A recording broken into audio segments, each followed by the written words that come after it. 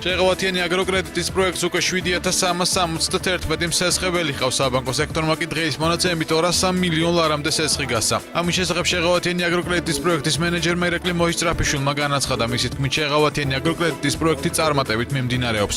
შეღავათიანი აგროკრედიტის პროექტის წარმომადგენლები ხვდებით პარტნიორი ბანკების წარმომადგენლებს, განვიხილავთ შუალედურ შედეგებს პროექტის მიმდინარეობის განმავლობაში მიღწეულ იმ წარმატებებს, რომელიც გვაქვს.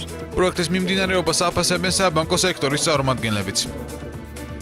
ერთნიშნულად შეგვიძლია ვთქვათ, რომ ეს პროექტი წარმატებული გამოდგა, ძალიან დიდი იყო ინტერესი ფერმერების მხრიდან, ბევრი ახალი მომხმარებელი გაგვიჩნდა, ძალიან ბევრმა ისეთმა აიღო კრედიტი და გააფართოვა თავის მეურნეობა, რომელიც ამ ეტაპზე აქამდე არ სარგებლობდა სესხებით. ჩვენ გვაქვს საკმაოდ ბევრი სესხი გაცემული, რომლითაც ისარგებლეს როგორც მსხვილმა კომპანიებმა, ასევე წვრილმა მეწარმეებმა.